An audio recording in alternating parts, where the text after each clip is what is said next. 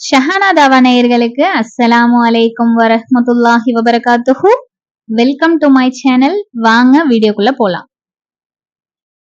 Hi friends, எல்லாருக்கும் அஸ்ஸலாமு அலைக்கும் வரஹ்மத்துல்லாஹி வபரகாத்துஹு. இன்ஷா அல்லாஹ் இன்னைக்கு நம்ம வீடியோல என்ன பார்க்க போறோம் அப்படின்னா, ஏற்கனவே நம்ம அரபிக் லாங்குவேஜ் கத்துக்கிட்டு வந்துட்டு இருக்கோம். கொஞ்சம் கொஞ்சமா பேசிக் வேர்ட்ஸ் எல்லாம் நான் சொல்லி கொடுத்துட்டு இருக்கேன் இல்லையா. இன்னைக்கு அதோட பார்ட் 3 தான் நம்ம பார்க்க போறோம். எப்படி நம்ம பேசணும், கேள்வியா கேட்கும்போது எப்படி கேட்கணும், சின்ன சின்னதெல்லாம் நம்ம படிச்சுட்டு வந்துட்டு இருக்கோம் இல்லையா. அரபிக் ஆல்பபெட்டும் படிக்கும்போது நம்ம என்ன பண்றோம்னா, வார்த்தைகளோட அந்த எழுத்துக்கு என்ன வார்த்தை நம்ம சொல்லலாம் அப்படின்னு சொல்லி அதோடைய அர்த்தமும் அதோட சேர்த்துதான் நம்ம சொல்லி கொடுத்துட்டு இருக்கோம். இந்த மாதிரி நீங்க படிக்கும்போது உங்களுக்கு ஈஸியாவும் இருக்கும், அதே சமயம் நீங்க அரபிக் கத்துக்கிட்ட மாதிரியும் இருக்கும். பேச பேசதான் உங்களுக்கு பிராக்டிஸ் ஆகும். இப்ப நீங்க யாருக்கிட்டையாவது நீங்க பேச பேசதான் உங்களுக்கு அது அப்படியே பழக்கமா ஆகும். அப்படியே பேசிட்டே இருந்தீங்கன்னா அது ஆட்டோமேட்டிக்கா உங்களுக்கு ஈஸி ஆயிரும். இல்ல நீங்க மனப்பாடம் பண்றீங்க அப்படின்னா, ஏன்னா ஒரு 10 தடவை நீங்க பேசும்போது என்ன ஆகும், அது ஞாபகத்துல இருக்கும். அப்புறம் அதை நீங்க விட்டுட்டீங்கன்னா சடனா மறந்து போயிடும். மனப்பாடம் பண்ணா சடனா மறந்து போயிடும். அதனால நீங்க பேசி பேசி பழகுனாதான் சொல்லி சொல்லி பார்த்துட்டே இருக்கணும். அப்பதான் உங்களுக்கு அது மைண்ட்லயே இருக்கும். இன்ஷா அல்லாஹ் நம்ம இன்னைக்கு நம்ம பார்ட் 3 பார்க்க போறோம். அதுல சின்ன சின்ன வேர்ட்ஸ் எல்லாம் நான் சொல்லி கொடுக்குறேன். இப்ப பாத்தீங்கன்னா, நம்ம ஏற்கனவே எஸ் அப்படிங்கிறதுக்கு நஅம் அப்படின்னு சொல்லி படிச்சிட்டோம் இல்லையா. இன்னைக்கு நோக்கு படிக்க போறோம். அதாவது இல்லை அப்படின்னு சொல்லுவோம் இல்லையா. இதுக்கு அரபில எப்படி சொல்லுவாங்க, இப்போ இங்கிலீஷ்ல இதுக்கு நோ அப்படின்னு சொல்லுவோம் இல்லையா. இல்லை அப்படின்னா நோன்னு சொல்லுவோம் இல்லையா.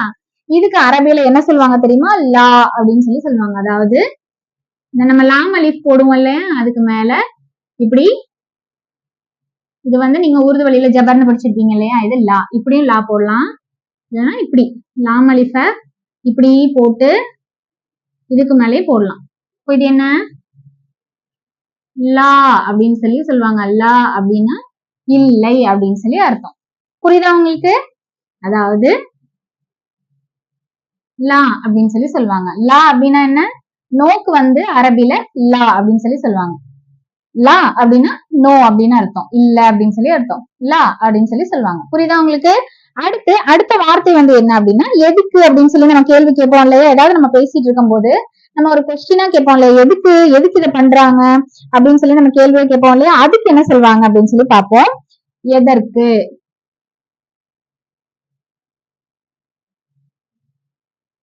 நம்ம கேள்வி கேட்போம் இல்லையா, எதுக்கு அப்படின்னு சொல்லி நம்ம கேள்வி கேட்போம் இல்லையா. எதுக்குன்னு கேள்வி கேட்கறதுக்கு என்ன சொல்லுவோம், ஃபார் வாட் அப்படின்னு சொல்லி இங்கிலீஷ்ல சொல்லுவோம் இல்லையா.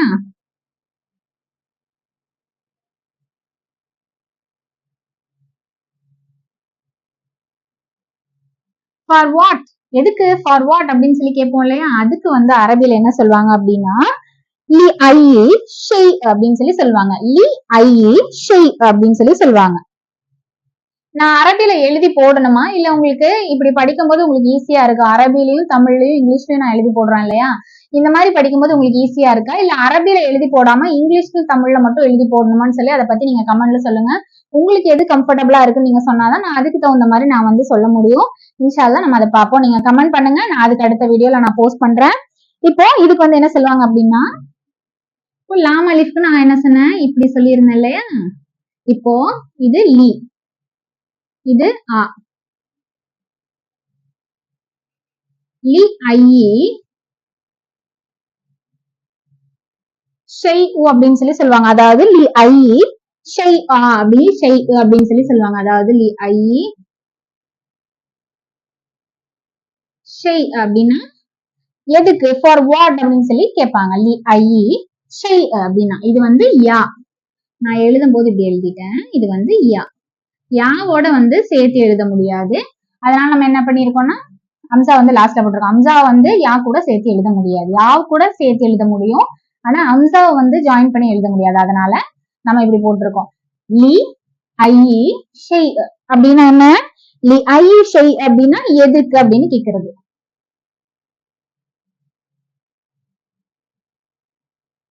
லி ஐ ஷெய் அப்படின்னு சொல்லி சொல்லுவாங்க. இங்கிலீஷ்லயும் எழுதுறேன்.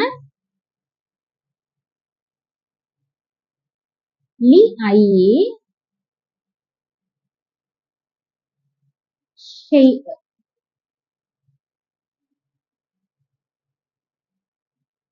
ஷெய் ஊ அப்படின்னு படிச்சிடக்கூடாது, ஷெய் அப்படின்னு சொல்லி சொல்லணும். லி ஐ ஷை அப்படின்னா எதுக்கு அப்படின்னு சொல்லி அர்த்தம். ஃபார் வாட் அப்படின்னு கேட்போம் இல்லையா. இல்லைக்கு என்ன சொல்லணும், நோக்கு வந்து அரபில என்ன சொல்லணும், லா. லா அப்படின்னு சொல்லி சொன்னா இல்ல, நோ அப்படின்னு சொல்லி அர்த்தம். லா அப்படின்னு சொல்லி சொன்னா இல்ல அப்படின்னு அர்த்தம். அடுத்து எதுக்கு அப்படின்னு கேக்குறதுக்கு லி ஐ ஷை அப்படின்னு சொன்னா எதுக்கு அப்படின்னு சொல்லி கேக்குறது. லி ஐ ஷை. புரியுதா உங்களுக்கு? ஃபார் வாட் அப்படின்னு இங்கிலீஷ்ல கேட்போம் இல்லையா, லி ஐ ஷை அப்படின்னு சொல்லி அதுக்கு சொல்லணும். புரியுதா? நெக்ஸ்ட் அடுத்த வார்த்தை நான் எழுதி போடுறேன். இப்போ அடுத்த வார்த்தை வந்து யாருக்கு அப்படின்னு நம்ம கேள்வி கேட்போம் இல்லையா.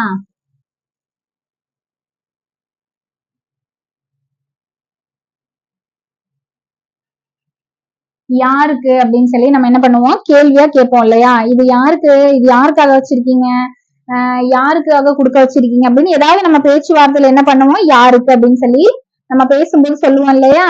அதுக்கு வந்து என்ன சொல்லுவாங்க அப்படின்னா லிமன் அப்படின்னு சொல்லி சொல்லுவாங்க. யாருக்கு அப்படின்னா லிமன் அப்படின்னு அரபில சொல்லுவாங்க. அதாவது லிமன்.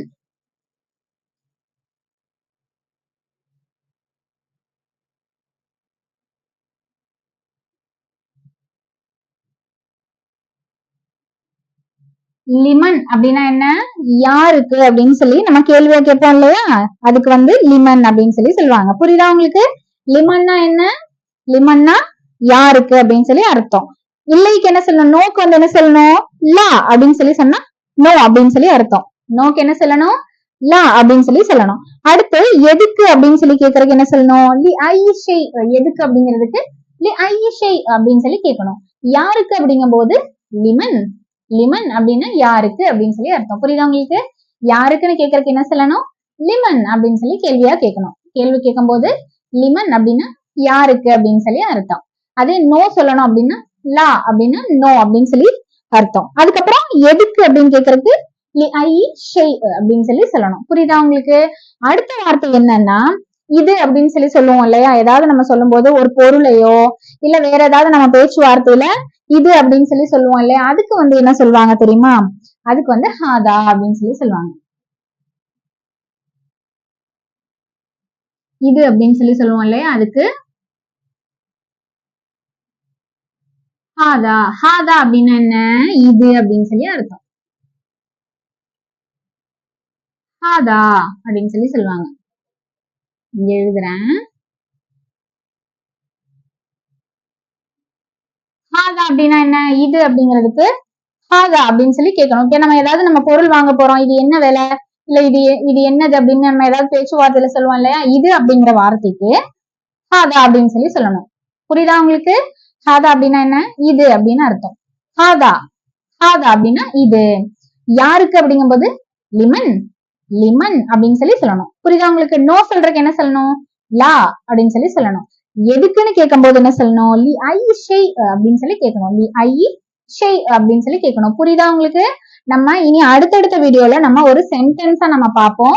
அதுக்கப்புறம் நம்ம ஒரு அதாவது இன்னைக்கு என்ன சொல்லுவாங்க, நாளைக்கு என்ன சொல்லுவாங்க, இல்ல முடிஞ்சு போனா அதாவது நேத்தைக்கு அப்படின்னு சொல்லி சொல்லுவாங்கல்ல, அதுக்கெல்லாம் அரபியில என்ன சொல்லுவாங்க, கடைங்களுக்கு என்ன சொல்லுவாங்க அப்படின்னு சொல்லி இந்த மாதிரி சின்ன சின்ன வார்த்தைகளை நம்ம அடுத்த வீடியோஸ்ல படிப்போம் இன்ஷா அல்லாஹ்.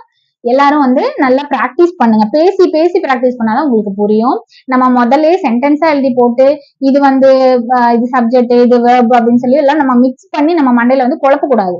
ஈஸியா நம்ம வந்து எப்படி பேசலாம் அப்படின்னு சொல்லிதான் நம்ம வந்துட்டு நம்ம சொல்லிட்டு இருக்கோம். சோ அதனால நீங்க என்ன பண்ணணும் அப்படின்னா மனப்பாடமும் பண்ணக்கூடாது.